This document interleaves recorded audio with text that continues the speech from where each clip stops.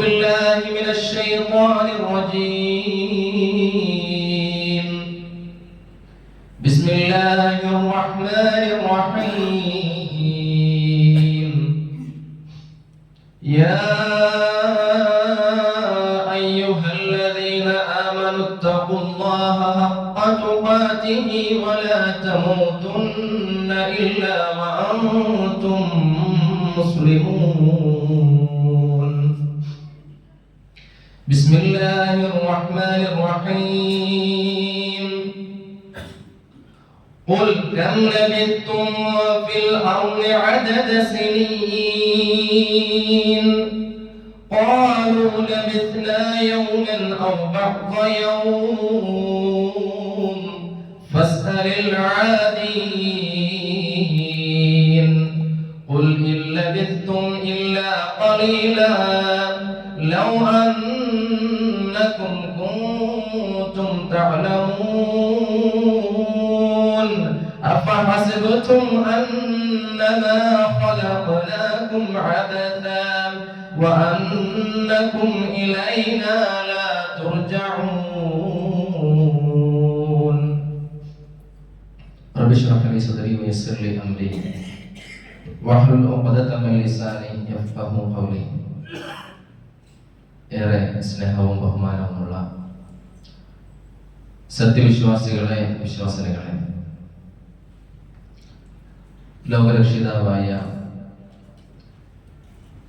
കാരുണ്യവാനായ അല്ലാഹുവിന്റെ കൽപ്പനകൾക്കും നിർദ്ദേശങ്ങൾക്കും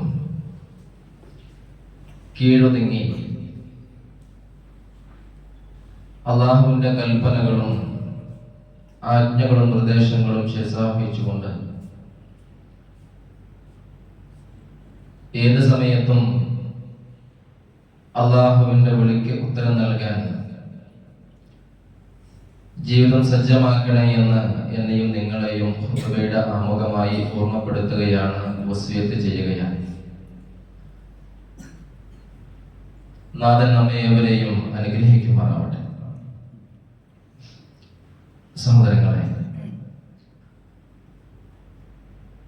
2024 കഴിഞ്ഞ് മറ്റൊരു കലണ്ടർ നമ്മളുടെ വീടിന്റെ ചുമരുകളിൽ തൂങ്ങുന്ന ഒരു സാഹചര്യത്തിലാണ് നമ്മൾ ഇവിടെ ഒരുമിച്ച് കൂടിയിട്ടുള്ളത്. മിക്ക മെമ്പറുകളും ഇന്ന് ചർച്ച ചെയ്യുന്ന വിഷയവും അത് തന്നെയായിരിക്കും. നമ്മെ സംബന്ധിച്ചിടത്തോളം നാം ജീവിക്കുന്നതിൻ്റെ അർത്ഥവും ലക്ഷ്യവും കൃത്യമായി മനസ്സിലാക്കിയും ബോധ്യപ്പെട്ടും നമ്മുടെ ജീവിതത്തിൽ ക്രമീകരിച്ചാൽ മാത്രമാണ് നാം വിജയിച്ചു എന്ന കണക്ക് നമുക്ക് ബോധ്യപ്പെടാൻ കഴിയുകയുള്ളൂ. എങ്ങനെയാണ് വിജയം എന്നുള്ളത് വിശുദ്ധ ഖുർആൻ കൃത്യമായിട്ട് പഠിപ്പിക്കുന്നുണ്ട്. കഴിഞ്ഞ ഒരു വർഷം നമ്മുടെ മഹല്ലകളിൽ നിന്ന്, നമ്മുടെ കുടുംബത്തിൽ നിന്ന്, നമ്മുടെ നാടുകളിൽ നിന്ന് ഒരുപാട് സ്വപ്നങ്ങളും ഒരുപാട് ആശകളും ഒക്കെയുള്ള ആളുകൾ ഇന്ന് ആരുടെ മണ്ണിൽ വിശ്രമത്തിലാണ്. ഇന്നലെയും പ്രഗത്ഭരായ 2 പേർ മരണപ്പെട്ടത് നമ്മൾ അറിഞ്ഞു. ഒരുപാട് കഴിവുള്ള, എല്ലാ രംഗത്തും പ്രാഗൽഭ്യം തെളിയിച്ചിട്ടുള്ള ഒരുപാട് പേർ, ഒരുപാട് സ്വപ്നങ്ങൾ കിടന്നുറങ്ങുന്നത് എവിടെയെന്ന ചോദ്യത്തിന് ഒരു സാഹിത്യകാരൻ പറഞ്ഞ മറുപടിയും അങ്ങനെ തന്നെയായിരുന്നു, ഖബർസ്ഥാനുകളിലാണ് എന്നാണ്. സഹോദരങ്ങളെ, നമ്മളൊന്നിങ്ങനെ നമ്മുടെ വേണ്ടപ്പെട്ടവരുടെ കബറിടങ്ങൾ സന്ദർശിക്കാൻ വേണ്ടി മയ്യത്ത് കലയിലേക്ക് പോകുമ്പോ കഴിഞ്ഞ വർഷമില്ലാത്ത എത്ര കബറിടങ്ങൾ ഈ ഒരു വർഷത്തിൽ അതിൽ കടന്നു വന്നിട്ടുണ്ട് എന്ന് നമ്മളിങ്ങനെ കണക്കൂട്ടി നോക്കുമ്പോ നമ്മുടെ മനസ്സിന് ചില ഉൾവിളികൾ ഉണ്ടാകും. ഞാൻ അറിഞ്ഞ 2 മരണങ്ങള്, ഒന്ന് ഞങ്ങളുടെ നാട്ടിലും മറ്റൊന്ന് ഇന്നലെ വിദേശത്തും. എന്നേക്കാൾ 2 വയസ്സ് മാത്രം കൂടുതലുള്ള 32 വയസ്സായിട്ടുള്ള ഒരു സുഹൃത്ത് അദ്ദേഹം മഞ്ചേരിയിലെ ഒരു ടെക്സ്റ്റൈൽസിൽ ജോലി ചെയ്യുകയാണ്. അന്ന് രാവിലെ എഴുന്നേറ്റ്, നല്ല സീസൺ ആണല്ലോ, കടയിലേക്ക് പോകാൻ നിൽക്കുമ്പോ ശരീരത്തിലൊരു അസ്വസ്ഥത. അദ്ദേഹം കൂടെയുള്ള ആളുകളോട് പറഞ്ഞു, എനിക്കിന്ന് അല്പം ക്ഷീണമുണ്ട്, വിശ്രമിക്കണം. അദ്ദേഹം വിശ്രമിച്ചു. ഉച്ചക്ക് ഭക്ഷണം കഴിക്കാൻ അദ്ദേഹത്തെ കണ്ടില്ല, കടയിലേക്കും കണ്ടില്ല. ചെന്ന് നോക്കിയ സമയത്ത് അദ്ദേഹം സൈലന്റ് അറ്റാക്ക് വന്ന് മരണപ്പെട്ട് കിടക്കുന്ന കാഴ്ചയാണ് കൂടെ ജോലി ചെയ്യുന്ന ആളുകൾ കാണുന്നത്. അതേപോലെ തന്നെ 2 ദിവസം മുൻപ് ഒരു വാർത്ത കണ്ടത്, 21 വയസ്സുകാരനായ ഒരു സുഹൃത്തിന് അറ്റാക്ക് വന്ന് മരണപ്പെട്ടുവെന്നാണ്. ഇത് കേവലം എന്റെയും നിങ്ങളുടെയും മനസ്സിന് ഏത് രീതിയിലാണ് ബോധ്യപ്പെടുന്നത് എന്നുള്ളത് എനിക്കറിയില്ല. പക്ഷേ നമ്മുടെ കുടുംബങ്ങളിൽ നിന്നൊക്കെ ഒരുപാട് പ്രതീക്ഷകളും ആശയങ്ങളുമായി ജീവിച്ച ഒരുപാട് ആളുകൾ ഇത്തരത്തിൽ പോയിട്ടുണ്ട്. നമ്മുടെ ജീവിതത്തിന് ഒരു ഗ്യാരണ്ടിയും പറയാൻ സാധിക്കാത്ത ഒരു ലോകത്തിലൂടെയാണ് നമ്മൾ കടന്നു പോകുന്നത്. ഞാൻ എപ്പോഴും പറയാറുണ്ട്, ഇങ്ങനെ ഒരു ഡിസംബറിലൂടെ ഇങ്ങനെ കടന്നു പോകുമ്പോ എന്റെ മനസ്സ് എപ്പോഴും വിങ്ങി പൊട്ടാറുണ്ട്. അതിന്റെ ഒരു കാരണവും, എന്റെ പ്രിയപ്പെട്ടവൻ മരണപ്പെട്ടത് ഒരു ഡിസംബർ 25-നായിരുന്നു. നല്ല ചോരത്തിറപ്പിന്റെ പ്രായമാണ്. 28 വയസ്സിലാണ് പ്രിയ ജ്യേഷ്ഠൻ മരണപ്പെടുന്നത്. ഒരുപാട് പ്രതീക്ഷകളാണ്, വീടിന്റെ അത്താണിയാണ്. ബാപ്പ വളർത്തി വലുതാക്കിയിട്ട് ഒരു തണലാകുമെന്ന് പ്രതീക്ഷിക്കുന്ന ആ ഒരു സാഹചര്യത്തിലാണ് പൊടുന്നനെ ഒരു സുപ്രഭാതത്തിൽ ഈ ലോകത്ത് നിന്ന് മറഞ്ഞു പോകുന്നത്. ആ സമയത്ത് മയ്യത്ത് നമസ്കാരത്തിൽ നിൽക്കുന്ന സമയത്ത് നമ്മുടെ മനസ്സിലുള്ള ഒരു വികാരമുണ്ട്. അത് ചിലപ്പോ കുടുംബത്തിലെ പ്രിയപ്പെട്ടവരെയും ഉമ്മയെയും ഉപ്പയെയും ജ്യേഷ്ഠന്മാരെയും അനിയന്മാരെയും മരണപ്പെട്ട് അതിന്റെ മുൻപിൽ എങ്ങനെ ഇമാമും നമസ്കരിക്കുന്ന ആ ഒരു അവസ്ഥ അനുഭവിച്ചവർക്ക് മാത്രമേ അത് പറയാൻ കഴിയുള്ളൂ.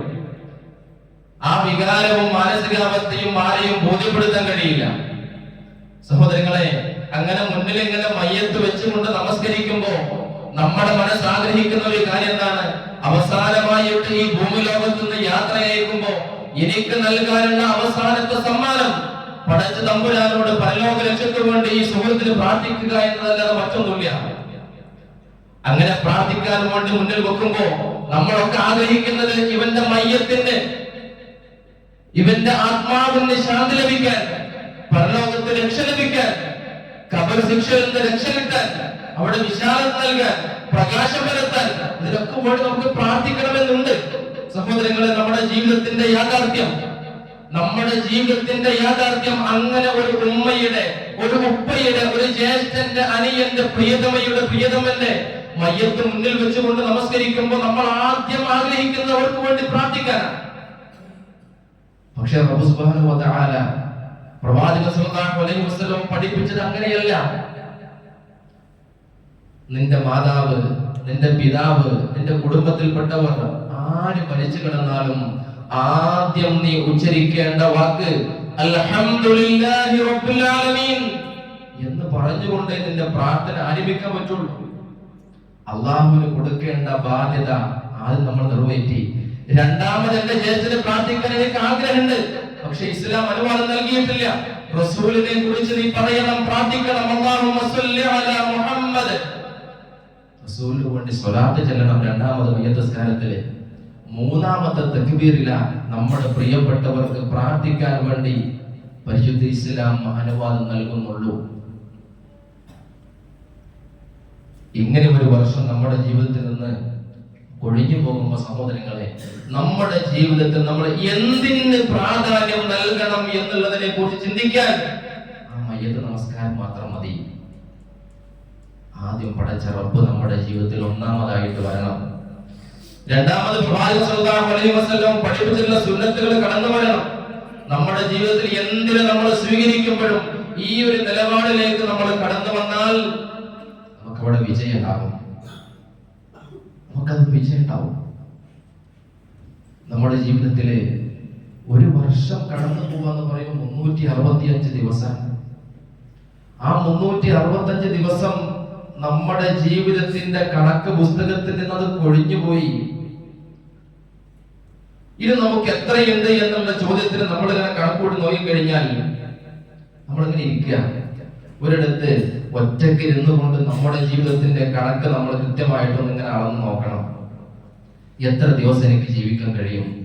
എന്തൊക്കെ എനിക്ക് പഠിച്ച തമ്പുരാന് വേണ്ടി ചെയ്യാൻ കഴിയും? എന്റെ ജീവിതത്തിലെ ലക്ഷ്യം പൂർത്തീകരിക്കാൻ എനിക്ക് എങ്ങനെയാണ് സാധിക്കുക?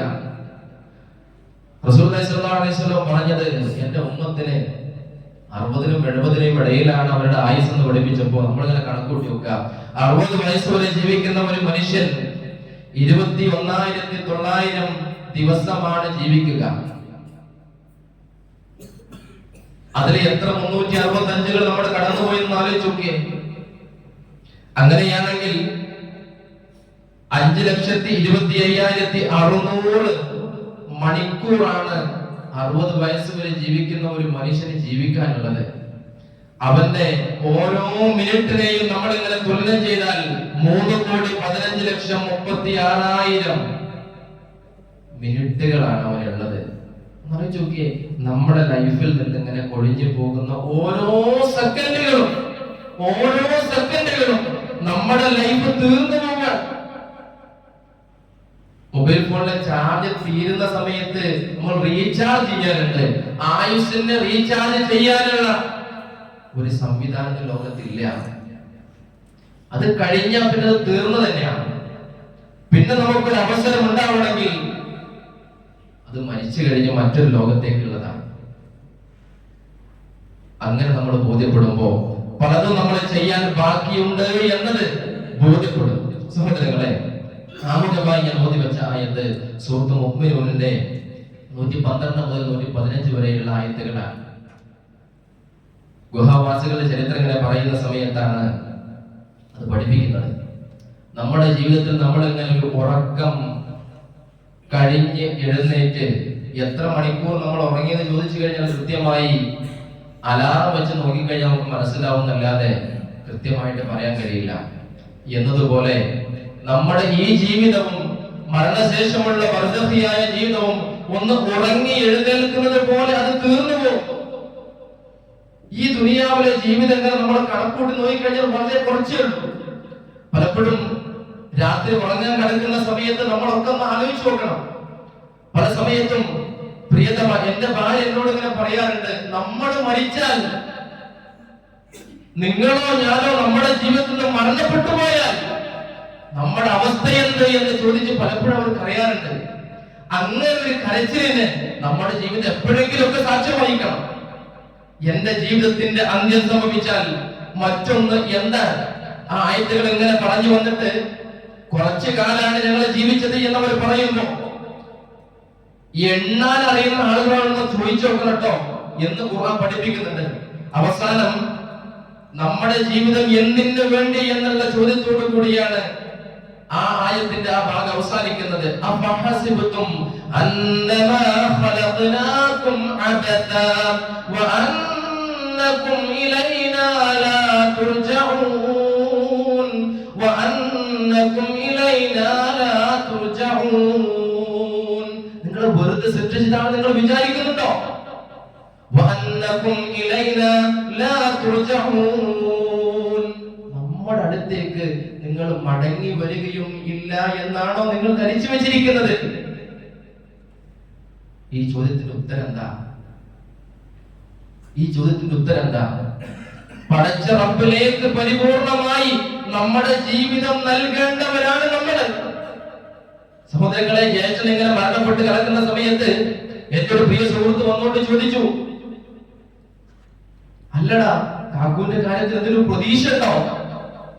കാക്കൂന്റെ കാര്യത്തിൽ എന്തെങ്കിലും പ്രതീക്ഷ ഉണ്ടോ? അത് വല്ലാത്തൊരു ചോദ്യമാണ്. ജീവിതത്തിൽ മറ്റൊരു സന്ദർഭത്തിലും ആ ചോദ്യത്തെ ഞാൻ അഭിമുഖീകരിച്ചിട്ടില്ല. കാക്കൂന് പ്രതീക്ഷ ഉണ്ടോ എന്ന് ചോദിക്കുന്നത് പരലോകത്തിൽ അവന്റെ അവസ്ഥ എന്താണെന്ന് നമുക്ക് പറയാൻ പറ്റുമെന്നാണ്.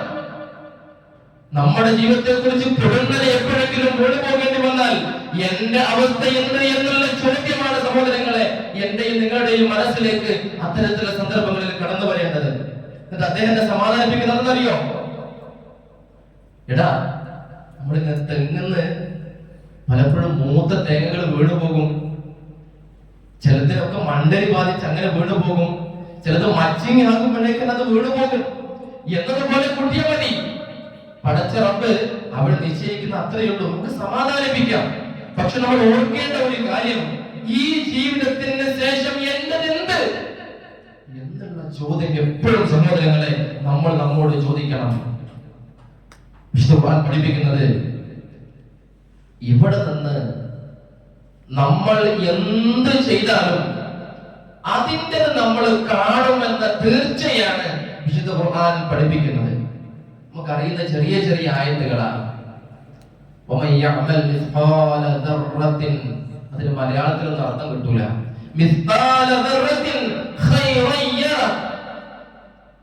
എന്തെങ്കിലും ചെറുത്, എത്ര ചെറുതാണെങ്കിലും, തൂക്കം വീഴാത്തതാണെങ്കിൽ പോലും, നന്മയാണെങ്കിലും തിന്മയാണെങ്കിലും തീർച്ചയായും അവൻ അതിന്റെ പ്രതിഫലം കാണുക തന്നെ ചെയ്യും എന്ന് ഖുർആൻ അടിവരയിട്ട് കൊണ്ട് പറയാ. ആർക്കാണ് വിജയം എന്ന് വിശുദ്ധ ഖുർആൻ കൂടെ വിശദീകരിക്കുന്നുണ്ട്. നമ്മുടെ മനസ്സിൽ എപ്പോഴും ഇങ്ങനെ ഓർത്തു വെക്കേണ്ട ആയത്തുകളാണ്. ഫമൻ സുഖ്സിഹ അലിന്നാർ വഅദ്ഖിലൽ ജന്ന ഫഖദ് ഫാസ് വമൽ ഹയാത്തുദ് ദുനിയാ ഇല്ലാ മതാഉൽ ഗുറൂർ. സഹോദരങ്ങളെ, വിശുദ്ധ ഖുർആൻ ഇങ്ങനെ വിശദീകരിക്കുന്നത് നമ്മുടെ മനസ്സിനോട് സംസാരിച്ചുകൊണ്ടാണ്. ആരാണോ നരകത്തിൽ നിന്ന് രക്ഷപ്പെട്ട് സ്വർഗത്തിലേക്ക് പ്രവേശിക്കുന്നത്, സ്വർഗാവകാശിയായി തീരുന്നത്, അവനാണ് വിജയി. അവനാണ് വിജയി, അവനാണ് യഥാർത്ഥ വിജയി. ആ വിജയത്തിലേക്ക് എത്താൻ വേണ്ടിയാണ് നമ്മൾ പരിശ്രമിക്കേണ്ടത്. അതിന് തടയിടുന്നത് എന്താണ്?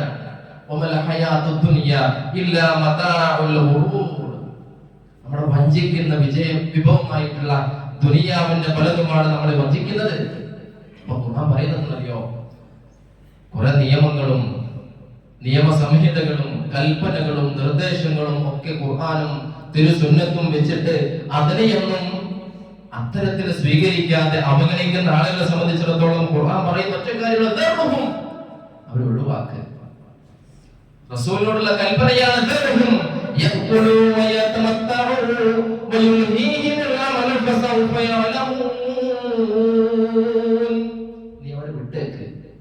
നീ അവരെ വിട്ടേക്കുക.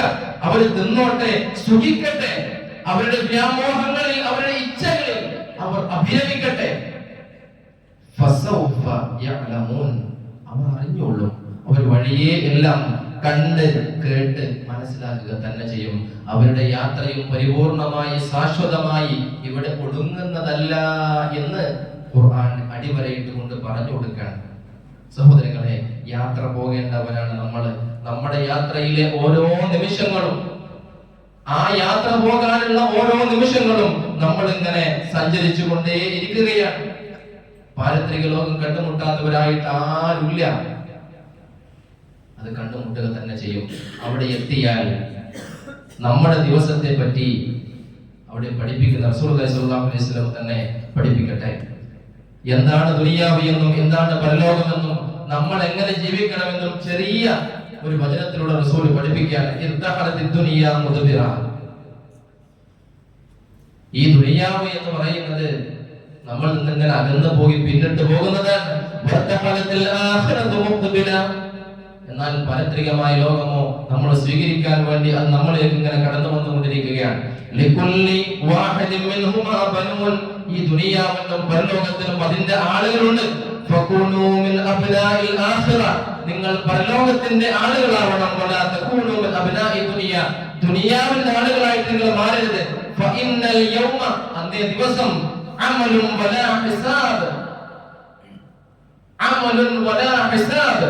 ഇന്ന് നമുക്ക് പ്രതിഫല പ്രവർത്തനങ്ങൾ ചെയ്യാം. ഇവിടെ വിചാരണയില്ല. എന്നാൽ നാളെ അവിടെ വിചാരണയേ ഉള്ളൂ. പ്രവർത്തനം ചെയ്യാനുള്ള ഒരു അവസരവും അവിടെ ഇല്ല എന്നാണ്. എന്നിട്ട് ഖുർആൻ പഠിപ്പിക്കുന്ന ഒരു കാര്യം എന്നറിയോ? നമ്മളിങ്ങനെ കണക്കൂട്ടി നോക്കുമല്ലോ. നമ്മൾ ചെറുപ്പത്തിൽ പഠിച്ചിട്ടുണ്ട്, പരലോകത്തിന്റെ ഒരു ദിവസം എന്ന് പറയുന്നത് 50,000 50,000 വർഷത്തോളമുണ്ട്, 50,000 ദിവസമാണ് എന്ന്. പരലോകത്തൊരു ദിവസം അങ്ങനെ കണക്കൂട്ടിയിട്ട് നമ്മൾ ഇങ്ങനെ കണക്കൂട്ടി നോക്കുമ്പോൾ നമുക്ക് എന്തെങ്കിലും അതിനെ കുറിച്ച് വല്ല ധാരണ എത്താൻ കഴിയോ? ഖുർആൻ കൃത്യമായിട്ട് പഠിപ്പിച്ചത് തഅറുജുൽ മലായിക വറൂഹു ഇലൈഹി ഫീ യൗമിൻ കാന മിഖ്ദാറുഹു 50,000 സന. 50,000 വർഷമാണ് ഇവിടുത്തെ ഒരു ദിവസം. അവിടെ നമ്മൾ കണക്കൂട്ടി നോക്കുമ്പോൾ ഇവിടുത്തെ 50,000 വർഷത്തോളം ദൈർഘ്യം എടുക്കുമ്പോൾ അവിടുത്തെ ഒരു ദിവസം എന്നാണ്. അവിടെ ആ നരകത്തിൽ ചെന്ന് പെട്ടുകഴിഞ്ഞാൽ രക്ഷപ്പെടാൻ നമ്മൾ ജീവിക്കുന്ന ഏകദേശം ഇവിടുത്തെ മനുഷ്യായുസിന്റെ 833 ഇരട്ടിയാണ്.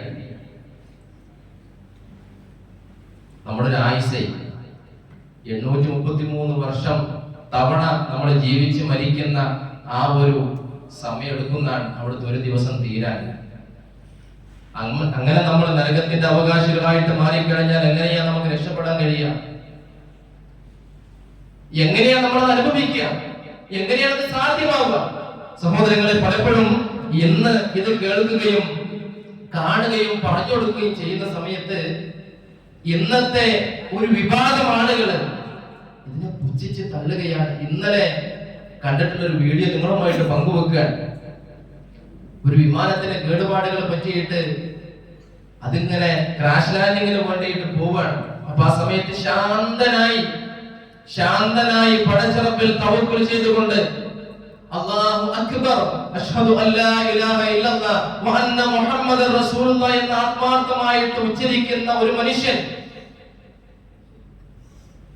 അദ്ദേഹം ആ വിമാനത്തിന്റെ അപകടത്തിൽ നിന്ന് രക്ഷപ്പെട്ട് അവസാനം ഇങ്ങനെ വരിക, നെറ്റിൽ അല്പം മുറിയൊക്കെ ആയിട്ട് അദ്ദേഹം തിരിച്ചു വരുമ്പോൾ അദ്ദേഹം പറയുന്നത് അൽഹംദുലില്ലാഹി അലാ കുല്ലി ഹാൽ തവക്കൽതു അലല്ലാഹ്. ഏത് സമയവും പടച്ച റബ്ബിൽ തവക്കുൽ ചെയ്തുകൊണ്ടുള്ള ജീവിതം. എന്തിൽ നിന്ന് രക്ഷപ്പെട്ടാലും അൽഹംദുലില്ലാഹ്. ഏത് സമയത്ത് പ്രയാസപ്പെട്ടാലും അത് ഒറ്റപ്പെട്ടാലും ആരുമില്ലാതെ തോന്നിക്കഴിഞ്ഞാലും എവിടെ നിന്ന് രക്ഷക്കും ചാൻസ് ഇല്ല എന്ന് പറഞ്ഞാലും എപ്പോഴും പടച്ച റബ്ബിലുള്ള ആ വിശ്വാസം മുറുകെ പിടിച്ചുകൊണ്ട് സഹോദരങ്ങളെ എന്റെയും നിങ്ങളുടെയും ജീവിതം മുന്നോട്ട് പോയി കഴിഞ്ഞാൽ നമുക്ക് വിജയിക്കാൻ കഴിയും. അതിൽ യാതൊരു തരത്തിലുള്ള സംശയമോ ശക്കോ നമ്മുടെ മനസ്സിൽ ഉണ്ടാവരുത്. പടച്ചോനെ വിളിക്കണോ, ഇനി അതിന്റെ അപ്പുറത്തെ കാര്യങ്ങളിലേക്കും വിളികൾ പോകണോ എന്നുള്ള ശങ്ക തന്നെ ഒരു വിശ്വാസിക്ക് ആവശ്യമില്ല. അത് നമ്മൾ ഓരോ ദിവസവും 17 തവണ പ്രഖ്യാപിക്കുന്നതാണ്. ഇല്ല, എന്റെ ഒരു സഹായാർത്ഥനയും എന്റെ ഒരു പ്രാർത്ഥനയും പടച്ച റബ്ബിനല്ലാതെ മറ്റൊരാളിലേക്കും കടന്നു പോവുകയില്ല എന്നത് അടിസ്ഥാനപരമായ ആദർശമാണ്. അതുകൊണ്ട് നമ്മൾ മുന്നോട്ട് പോയി കഴിഞ്ഞാൽ നമുക്ക് വിജയം കൈവരിക്കാൻ സാധ്യമാകുമെന്ന ഇത് നമ്മുടെ ജീവിതത്തിലേക്ക് കടന്നുവരും. ഒരു വർഷം നമ്മുടെ ഇത് കഴിഞ്ഞു പോയല്ലോ. നമ്മൾ പലതിലും കണക്ക് നോക്കാറുണ്ട്. ഒരു അക്കാഡമിക് ഇയർ കഴിയുന്ന സമയത്ത് വിദ്യാഭ്യാസപരമായിട്ട് എന്തൊക്കെ നേടിയെന്ന് നമ്മൾ ആലോചിക്കാറുണ്ട്. ഒരു ബിസിനസ് ഇയർ ആണെങ്കിൽ അതിന് എന്തൊക്കെ നേട്ടങ്ങളും കോട്ടങ്ങളും വരവുകളും ചെലവുകളും ഒക്കെ കണക്കൂട്ടി നോക്കാറുണ്ട്. അതിന്റെ പോരായ്മകളെ പരിഹരിക്കാൻ നമ്മൾ പ്ലാൻ ചെയ്യാറുണ്ട്.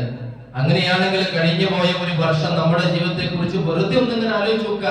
എല്ലാവരും നമുക്ക് ഓർമ്മ ഉണ്ടാവില്ല, പക്ഷെ ചിലതൊക്കെ നമുക്ക് ഓർത്തെടുക്കാൻ കഴിയും. ചെറുതൊന്ന് ആലോചിച്ച് നോക്കുക.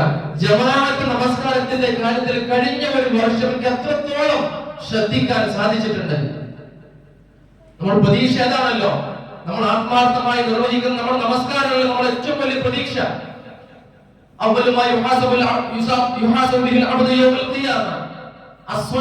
എന്ന് പ്രവാചകൻ സ്വല്ലല്ലാഹു അലൈഹി വസല്ലം പഠിപ്പിച്ചു. ആദ്യമായി നമ്മൾ വിചാരണ ചെയ്യുന്ന ആ നമസ്കാരം. നമ്മൾ ആരെയും ചൂണ്ടണ്ട, നമ്മൾ ആരെ കുറിച്ച് ആലോചിക്കണ്ട. എന്റെ നമസ്കാരം എങ്ങനെ, ഞാൻ പടച്ചവനോടാണല്ലോ പറയണത്. അൽഹംദുലില്ലാഹി റബ്ബിൽ ആലമീൻ എന്ന് പറയുമ്പോ പടച്ചവനെ മനസ്സിലേക്ക് കൊണ്ടുവരാൻ നമുക്ക് സാധിക്കുന്നുണ്ടോ? നമസ്കാരം ദിക്റാണെന്ന് പഠിപ്പിച്ചല്ലോ ഖുർആൻ. അഖ്മി സ്വലാത്തിലെ ദിക്രി എന്ന് ആലോചിക്കാൻ വേണ്ടി, ഓർക്കാൻ വേണ്ടി നിങ്ങൾ നിസ്കരിക്കണം പറഞ്ഞു.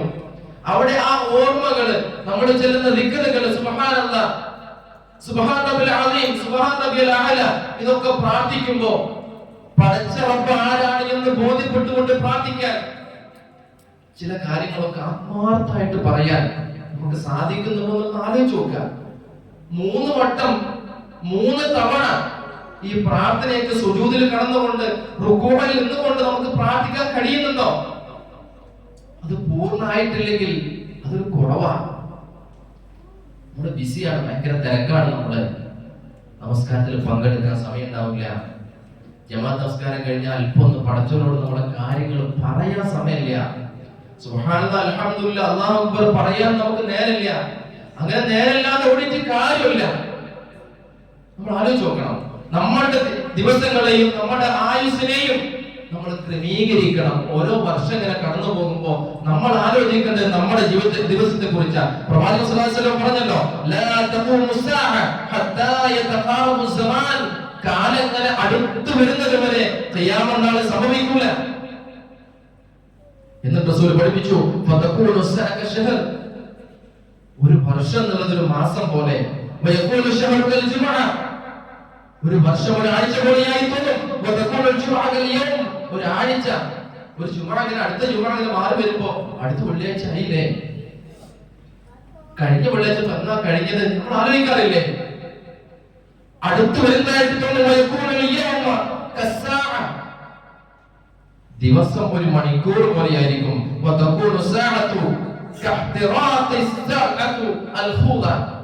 ഈ ഈത്തപ്പഴത്തിന്റെ ഓരുണ്ടല്ലോ, അത് കത്തിത്തീരുന്ന സമയം അത്രേ ഒരു മണിക്കൂറൊക്കെ തോന്നുള്ളൂ. പെട്ടെന്ന് പെട്ടെന്ന്. അതെന്തുകൊണ്ടാ? നമുക്ക് സൗകര്യങ്ങൾ കൂടി ഉണ്ടാകും. നമുക്ക് ഒരുപാട് സൗകര്യങ്ങളും അനുഗ്രഹങ്ങളും വർദ്ധിച്ച ഒരു കാലഘട്ടത്തിലാണ് നമ്മൾ ഉള്ളത്.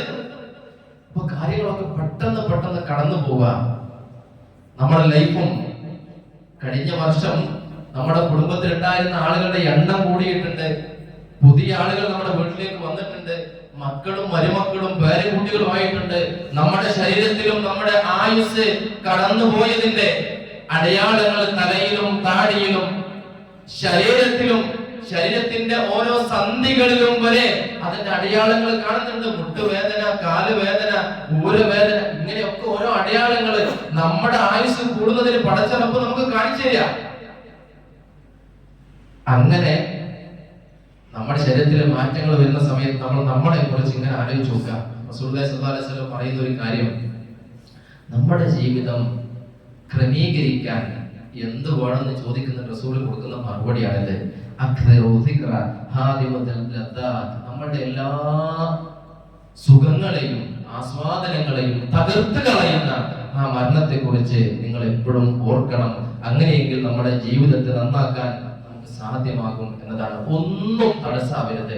പടച്ച റബ്ബിന്റെ മാർഗത്തിൽ ഇറങ്ങി തിരിച്ച് അമലുകൾ ചെയ്യാൻ ഒന്നും തടസ്സാവരുത്. അത് കുടുംബമോ സമ്പത്തോ മക്കളോ ഒന്നും തടസ്സാകാൻ പാടില്ല എന്ന് ഖുർആൻ വിശദീകരിക്കുന്നത് മുഅ്മിനീങ്ങളെ വിളിച്ചുകൊണ്ടാണ്. യാ അയ്യുഹല്ലദീന ആമനൂ ലാ തുൽഹികും അംവാലുകും വലാ ഔലാദുകും അൻ ദിക്രില്ലാഹ് ലാ തുൽഹികും അംവാലുകും വലാ ഔലാദുകും അൻ ദിക്രില്ലാഹ്. വിശ്വാസികളെ, ലാ തുൽഹികും അംവാലുകും, നിങ്ങളുടെ സമ്പത്ത് നിങ്ങളെ അശ്രദ്ധയിലാക്കാതിരിക്കട്ടെ. വലാ ഔലാദുകും, നിങ്ങളുടെ മക്കൾ അൻ ദിക്രില്ലാഹ്, അല്ലാഹുവിനെ ഓർക്കുന്നതിനെ തൊട്ട്. എന്തേ ജമാഅത്ത് മുടങ്ങിയത്? കച്ചവടാണ്.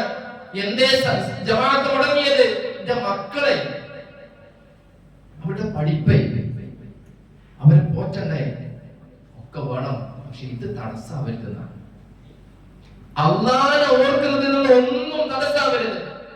ഇനി അങ്ങനെ ദുനിയാവിനെ സ്വീകരിച്ച് പരലോകത്തെ മറന്ന ആളുകൾ ഉണ്ടെങ്കിൽ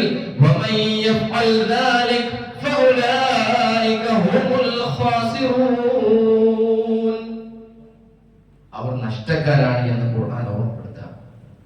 സഹോദരങ്ങളെ, നമുക്കൊക്കെ ഒരു സമയമുണ്ട്. ആ സമയം വന്നെത്തി കഴിഞ്ഞാൽ നമ്മളൊക്കെ എന്ത് ചോദിക്കുമെന്ന് ഖുർആൻ പറയുന്നുണ്ട്. ഇതിനൊക്കെ അവസരം വേണം. ഇതിനൊരു അവസരം കൂടി വേണം. സഹോദരങ്ങളെ, നമ്മുടെ ഈ മാരകമായിട്ടുള്ള രോഗങ്ങൾ ബാധിച്ച ആളുകൾ അവരുടെ അവസ്ഥ ഒന്നും ഇങ്ങനെ അവരോട് ചോദിച്ചറിഞ്ഞു കഴിഞ്ഞാൽ നമുക്ക് കുറെ കാര്യങ്ങൾ ബോധ്യപ്പെടാൻ പറ്റും.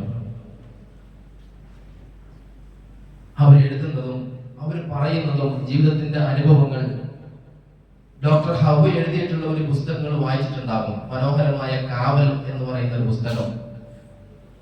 ബ്രെയിൻ ട്യൂമർ വന്നിട്ടുള്ള ഒരു സഹോദരിയുടെ ജീവിതത്തിന്റെ അവതരണമാണത്. നമ്മുടെ ജീവിതത്തിൽ മാറ്റങ്ങൾ ഉണ്ടാക്കും. നമ്മുടെ കൂടിയൊക്കെ സംഘടനാ പ്രവർത്തനത്തിന് വേണ്ടി സജീവമായിട്ട് പങ്കെടുക്കുന്ന, സജീവമായിട്ട് ഇസ്ലാമി പ്രസ്ഥാനത്തിന് വേണ്ടി പണിയെടുത്തുകൊണ്ടിരിക്കുന്ന ബഹുമാനായ സുഹൃത്ത് ഷാനവാസ് പേരാമ്പ്ര അത്തരത്തിലുള്ള ഒരു രോഗത്തിന്റെ പിടിയിലാണെന്ന്. അദ്ദേഹം അനുഭവിക്കുന്ന ഓരോ വേദനകളും ക്ഷമിച്ച് അൽഹംദുലില്ലാഹ് ഇത് അല്ലാഹുവിന്റെ വിധിയാണ് എന്ന് പറഞ്ഞ് ക്ഷമിച്ച് എപ്പോഴും നമ്മളോടൊക്കെ പ്രാർത്ഥിക്കാൻ വേണ്ടി പറയാറുണ്ട്. ഇന്നും അദ്ദേഹത്തിന് പ്രതിരോധശേഷി കൂട്ടാൻ വേണ്ടിയിട്ട് അദ്ദേഹത്തിന്റെ ക്യാൻസർ ബാധിച്ചിട്ടുള്ള ഭാഗങ്ങളെ കരിച്ചു കളയാൻ, ഇല്ലാതാക്കാൻ ടീഷെല്ലുകൾ അദ്ദേഹത്തിന്റെ ശരീരത്തിലേക്ക് ഇന്ന് ഇഞ്ചക്ട് ചെയ്യാൻ പ്രാർത്ഥിക്കാൻ വേണ്ടി അദ്ദേഹം വസിയത്ത് ചെയ്തിട്ടുണ്ട്. അല്ലാഹുവേ, പ്രിയ സുഹൃത്തിന്റെ മാരകമായ രോഗത്തിന് എത്രയും വേഗത്തിൽ ശിഫ നൽകി അനുഗ്രഹിക്കണേ നാഥ. മാരകമായ രോഗങ്ങളിൽ നിന്ന് ഞങ്ങളൊക്കെ കാത്ത് രക്ഷിക്കണേ തമ്പുരാനെ. സഹോദരങ്ങളെ, അങ്ങനെ ഒരു അവധി കുറിക്കുന്ന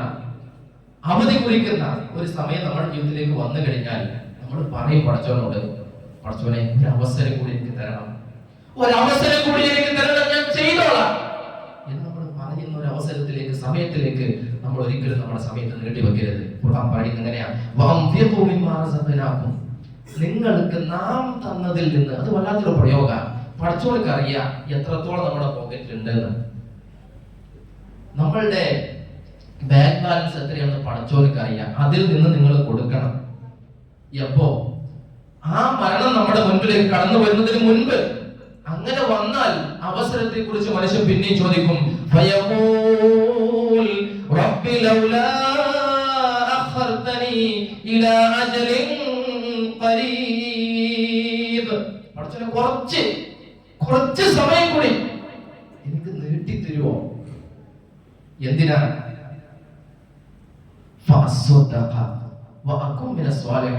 ഞാൻ സ്വതക്കൊക്കെ കൊടുത്തോളാം. എന്തുണ്ടല്ലോ ഉള്ളത് ഞാൻ പിടിച്ചു വെച്ചതല്ലേ, ഞാൻ സ്വതക്ക ചെയ്തോളാം. അത്തരത്തിൽ ഞാൻ നല്ല ആളുകളിൽ ഞാൻ ഉൾപ്പെട്ടോളാം. അല്ലാഹുവിന്റെ മറുപടിയാ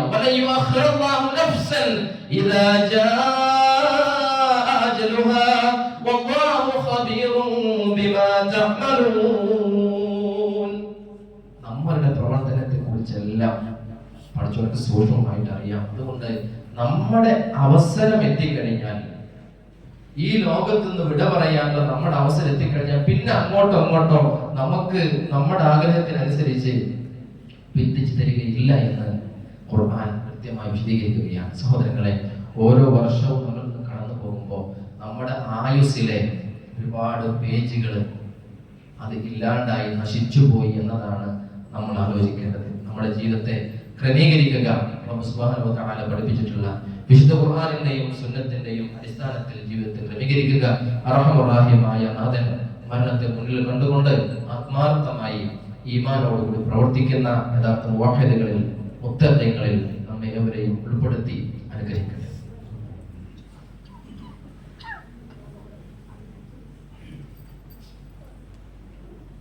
അൽഹംദുലില്ലാഹ് ഹംദൻ കസീറൻ ത്വയ്യിബൻ മുബാറകൻ ഫീഹി അലാ കുല്ലി ഹാൽ. അല്ലാഹുവിനെ സൂക്ഷിച്ചുകൊണ്ട് ജീവിക്കണേ എന്ന് ഒരിക്കൽ കൂടി ഓർമ്മപ്പെടുത്തുകയാണ്, വസിയത്ത് ചെയ്യുകയാണ്. സഹോദരങ്ങളെ, ഓർമ്മപ്പെടുത്തിയത് ഓരോ പുതുവർഷവും നമ്മളിലേക്ക് കടന്നു വരുമ്പോൾ നമ്മുടെ ജീവിതത്തെ കുറിച്ച് ചിന്തിക്കാൻ, എൻ്റെ ജീവിതത്തിലെ പടച്ചറബ് തന്നിട്ടുള്ള അവസരങ്ങൾ എത്തരത്തിലാണ് ഞാൻ ഉപയോഗിച്ചത്, അമലുകളെ പറ്റിയുള്ള കണക്കുകൾ എത്രത്തോളമാണ് എന്ന് ചിന്തിക്കുവാൻ നമ്മൾ ഉപയോഗപ്പെടുത്തണം എന്നാണ് ശ്രദ്ധയിൽപ്പെടുത്തിയത്. പ്രവാചകൻ സല്ലല്ലാഹു അലൈഹി വസല്ലമ 5 കാര്യങ്ങൾ വരുന്നതിന് മുൻപ് 5 കാര്യങ്ങൾ നിങ്ങൾ ഉപയോഗപ്പെടുത്തണം എന്ന് പഠിപ്പിക്കുന്ന ആ ഒരു ഹദീസ് എല്ലാവർക്കും സുപരിചിതമാണ്. ഒന്നുകൂടി ശ്രദ്ധയിൽപ്പെടുത്തുകയാണ്. 5 കാര്യങ്ങൾ വരുന്നതിന് മുൻപ് 5 കാര്യങ്ങൾ നമ്മൾ ഉപയോഗപ്പെടുത്തണം. 1, ഹയാതക ഖബ്ല മൗതിക, മരണത്തിന് മുൻപേയുള്ള നമ്മുടെ ജീവിതം. 2, വഫറാഗക ഖബ്ല ശുഅലിക, നിങ്ങൾക്ക് വല്ലാതെ തിരക്കുകൾ വരും, ആ തിരക്കിന് മുൻപ് നിങ്ങളുടെ ഒഴിവ് സമയങ്ങൾ എപ്പോഴാണോ ഒഴിവ് സമയം കിട്ടുക അപ്പൊ അതിന് ഉപയോഗപ്പെടുത്തണം. നമുക്കൊക്കെ ഒരു ദിവസം ഇങ്ങനെ അറിയാണ്ട് ഉറങ്ങിപ്പോവല്ലോ നമ്മള്. ആ ഒരു ദിവസം ഖുർആനൊക്കെ പാരായണം ചെയ്തിട്ട് നമുക്ക് വല്ലാത്ത വിഷമം ഉണ്ടാക്കാറുണ്ട്. എന്ന് പറഞ്ഞാൽ ഇന്ന് നല്ല അവസരങ്ങളുണ്ടല്ലോ, ഒരു പേജൊന്നും ഖുർആൻ ഓതാത്ത ഒരു ദിവസം എന്റെ നിങ്ങളുടെ ജീവിതത്തിൽ ഉണ്ട് എന്ന് പറഞ്ഞു കഴിഞ്ഞാൽ നമ്മൾ ദൗർഭാഗ്യവന്മാരാ. എത്ര സൗകര്യങ്ങളാ. കഴിഞ്ഞ ദിവസം ഞാൻ ഇങ്ങനെ ഒരു കടയിൽ പോയിട്ട് സാധനങ്ങൾ വാങ്ങുന്ന സമയത്ത് വായ നിസ്കാരത്തിന് ശേഷം അപ്പൊ അവിടുത്തെ അക്കൗണ്ടന്റ് മൊബൈൽ നോക്കി ഖുർആൻ ഉദ്ധരിക്കുന്നു. അദ്ദേഹത്തിന് കിട്ടിയിട്ടുള്ള സമയത്തിന് ഉപയോഗപ്പെടുത്തിയതാണ്, അദ്ദേഹത്തിന്റെ സൗകര്യം ഉപയോഗപ്പെടുത്തിയതാണ്. നമുക്ക് സമയം കിട്ടില്ലെന്ന് പറയാൻ പറ്റുമോ പഠിച്ചവരോട്? ഇല്ല. ഒഴിവ് സമയങ്ങൾ നമ്മൾ ഉപയോഗപ്പെടുത്താന്നുള്ളതാണ്. മറ്റൊന്ന് പറഞ്ഞത് നമ്മൾക്ക് ഇപ്പൊ ഐശ്വര്യമുണ്ട്. ഐശ്വര്യം എന്ന് പറഞ്ഞു കഴിഞ്ഞാൽ ഒരുപാട് പണം ഉണ്ട് എന്നുള്ളതല്ല, മനസ്സിന്റെ സമാധാനവും സ്വസ്ഥതയും ജീവിച്ചു പോകാനുള്ള വകയും റിസ്ക്കും പടച്ചറപ്പ് സംവിധാനം ചെന്നിട്ടുണ്ട്. ഒന്നും കിട്ടാതെ മറ്റുള്ളവരുടെ മുമ്പിൽ ആവശ്യക്കാരാവുന്നതിൽ നിന്ന് നമ്മൾ പടച്ചവനോട് രക്ഷ തേടുകയും ഉള്ള സമയം, നമുക്ക് ഐശ്വര്യം ഉണ്ടാകുന്ന സമയം പരമാവധി ഉപയോഗപ്പെടുത്തണം. മറ്റൊന്ന് പറഞ്ഞത് നിങ്ങൾക്ക് വാർദ്ധക്യം ഉണ്ടാകുന്നതിന് മുമ്പേയുള്ള നിങ്ങളുടെ യുവത്വത്തെ, ശബാബിനെ നമ്മൾ ഉപയോഗപ്പെടുത്തണം. ശേഷം പറഞ്ഞു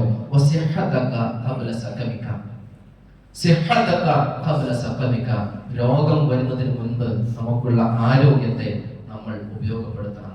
സഹോദരങ്ങളെ, വല്ലാത്തൊരു പരീക്ഷണമാണ് രോഗം എന്ന് പറയുന്നത്. എന്റെ ഒരു അളിയൻ, അവന് 32 വയസ്സായിട്ടുള്ളൂ. അവനൊരു വർക്ക്ഷോപ്പിൽ പണിയെടുക്കാം. വർക്ക്ഷോപ്പിൽ ജോലി ചെയ്യുന്നതിനിടക്കാണ് അവന് കാലിലൊരു വല്ലാതെ തരിപ്പ് വന്നത്. കാലിങ്ങനെ തരിപ്പ് വന്ന് അവന് വാഹനങ്ങളുടെ ചോട്ടിലിരുന്ന് പണിയെടുത്തിട്ടാകുമെന്ന് വിചാരിച്ച് ഗൾഫിലേക്ക് പോയി. അവിടുന്ന് കാലിന് വീണ്ടും ഇങ്ങനെ തരിപ്പ് കൂടി കൂടി വന്നപ്പോൾ നാട്ടിലേക്ക് നിൽക്കാൻ കഴിയാത്തതുകൊണ്ട് നാട്ടിലേക്ക് വന്നു. നാട്ടിലേക്ക് വന്നൊരു ദിവസം വീണ്ടും അവൻ ജോലി ചെയ്തിരുന്ന അതേ വർക്ക്ഷോപ്പിൽ തന്നെ ജോയിൻ ചെയ്ത് ഒരു ദിവസം എന്തോ സാധനം വാങ്ങാൻ വേണ്ടി കടയിൽ കയറിയിട്ട് തിരിച്ച് വണ്ടിമ കയറി. അപ്പൊ അവന് എന്തോ ഒരു കാലിന് വല്ലാത്തൊരു അസ്വസ്ഥത. അവന് വീട്ടിലെത്തി ഇറങ്ങിയ സമയത്ത് 2 കാല് നിലത്ത് കുത്തിയിട്ടുണ്ട്. പക്ഷെ അവന് വീണുപോയി. എന്താ അസുഖം അറിയില്ല. ഇതേ കുടുംബത്തിലുള്ള 1-2 സുഹൃത്തുക്കളോട് പറഞ്ഞ് അവരൊക്കെ പറഞ്ഞു നമുക്ക് വേഗം കോയമ്പത്തൂരിലേക്ക് കൊണ്ടുപോവാം. കോയമ്പത്തൂരിലെത്തി. അവിടെ എത്തിയപ്പോഴേക്ക് രാവിലെ നടന്നുപോയ അദ്ദേഹത്തിന് പിന്നീട് നടക്കാൻ കഴിയുന്നില്ല. 2 ആളുടെ തോളിൽ പിടിച്ചുകൊണ്ട് അദ്ദേഹം പോകുന്നത്. ഏതായിരുന്നാലും ഹോസ്പിറ്റലിൽ കാട്ടിയിട്ട് എന്താണ് രോഗം എന്നുള്ളതെന്ന് അറിയണ്ടേ. ഇപ്പോഴും രോഗം എന്താണെന്നുള്ളത് നിർണയിച്ചിട്ടില്ല. ഡോക്ടർമാർ പറഞ്ഞു NMO വൈറസാണ്, ന്യൂറോമൈറ്റിസ് ഒപ്റ്റിക് എന്ന് പറയുന്ന ഒരു അസുഖമാണ്. ഞാൻ അതിന്റെ സിംറ്റംസ് ഒക്കെ എന്തൊക്കെയാണെന്ന് ഗൂഗിളിൽ അടിച്ചു നോക്കി. കണ്ണിന്റെ കാഴ്ച പോകുക, സ്പൈനൽ കോഡിന് തളർച്ച ഉണ്ടാവുക, ഞരമ്പുകൾക്ക് തളർച്ച ഉണ്ടാവുക. അത് കുറേ അതിനെ കുറിച്ച് ഇങ്ങനെ നമ്മുടെ കുടുംബത്തിലെ പ്രിയപ്പെട്ട സുഹൃത്തല്ലേ കുറെ ആലോചിച്ച് നോക്കി. ചിലതൊക്കെ അങ്ങനെ 100-ൽ ഒരാൾക്കൊക്കെ വരാറുള്ളൂ. പക്ഷെ വന്നു കഴിഞ്ഞാൽ മാറുമോ എന്നതിന് ഒരു ഗ്യാരണ്ടി ഇല്ല. 32 വയസ്സിൽ സ്വപ്നങ്ങൾ ഇങ്ങനെ നെയ്തെടുക്കുന്ന ആ ഒരു പ്രായത്തില് വടികുത്തി നടക്കേണ്ട ഒരു അവസ്ഥയിലേക്ക് പെട്ടെന്ന് ഒരു സുപ്രഭാതത്തിൽ ജീവിതം മാറുക. പേരറിയാത്ത രോഗങ്ങളാണ്. നമ്മൾ ആരെയും പിടികൂടോ എന്നുള്ളത് ഒന്നും പറയാൻ പറ്റുന്നില്ല. ഞാൻ സൂചിപ്പിച്ചത് നേരത്തെ ഒരു പുസ്തകം, അതിൽ ബ്രെയിൻ ട്യൂമറിന്റെ ലക്ഷണമായിട്ട് അവള് പറഞ്ഞു തരുന്നതെന്നറിയോ? ചെരുപ്പിട്ടപ്പോ ചെരുപ്പ് കാലിനുള്ളിൽ, ചെരുപ്പിനകത്തേക്ക് കാല് കയറുന്നില്ല, ചെരുപ്പിടാൻ പറ്റുന്നില്ല, ശരീരങ്ങൾ തളർന്നുകൊണ്ടിരിക്കുക. സഹോദരങ്ങളെ, വല്ലാത്ത പരീക്ഷണം അത്. ആ രോഗമൊക്കെ നമുക്ക് വരുന്നതിന് മുൻപ് നമ്മൾ കിട്ടിയ അവസരങ്ങളെ ഉപയോഗപ്പെടുത്തണം എന്നതാണ് ഞാൻ പറഞ്ഞതിന്റെ ചുരുക്കം. നമുക്ക് ജീവിതം വളരെ കുറച്ചേ ഉള്ളൂ, വളരെ കുറച്ചേ നമ്മുടെ ജീവിതമുള്ളൂ. ആ ജീവിതത്തെ പടച്ച തമ്പുരാനെ കീഴൊതുങ്ങി ആ നിയമങ്ങളെ പാലിച്ചുകൊണ്ട് നമ്മൾ ക്രമീകരിക്കുക. അർഹമുറാഹിമായ നാഥൻ അത്തരത്തിൽ പടച്ച തമ്പുരാന്റെ നിർദ്ദേശങ്ങളും ആജ്ഞകളും പാലിച്ചുകൊണ്ട് ജീവിച്ച് സമാധാനത്തോടു കൂടി പടച്ച റബ്ബിനെ കണ്ടുമുട്ടാനുള്ള മഹാഭാഗ്യം നമുക്ക് ഇവർക്കും നാഥൻ നൽകി അനുഗ്രഹിക്കുമാറാവട്ടെ. നമ്മുടെ ജീവിതത്തിൽ വന്നു പോയിട്ടുള്ള ചെറുതും വലുതുമായ സർവ്വ പാപങ്ങളും നമുക്ക് ഇവർക്കും വിട്ടുപുറത്ത് മാപ്പാക്കി തരുമാറാവട്ടെ. നമ്മൾ ഇന്ന് മരണപ്പെട്ടു പോയിട്ടുള്ള നമ്മുടെ ഉമ്മമാർ, ഉപ്പമാർ, ജ്യേഷ്ഠന്മാർ, അനിയന്മാർ, നാഥ ഞങ്ങളുടെയും അവരുടെയും അവരുടെ വിശാലമാക്കുകയും ഞങ്ങളെയും അവരെയും നിന്റെ ജന്നാത്തുൽ ഫിർദൗസിൽ ഒരുമിച്ച് കൂട്ടുകയും ചെയ്യണേ റഹ്മാനേ. അല്ലാഹുവേ, മരിക്കുന്ന സമയത്ത് ലാ ഇലാഹ ഇല്ലല്ലാഹ് എന്ന കലിമത്ത് തൗഹീദ് ആത്മാർത്ഥമായി ഉച്ചരിച്ചുകൊണ്ട് മരിക്കുവാനുള്ള ഭാഗ്യം ഞങ്ങൾക്ക് എവർക്കും നൽകണേ നാഥ.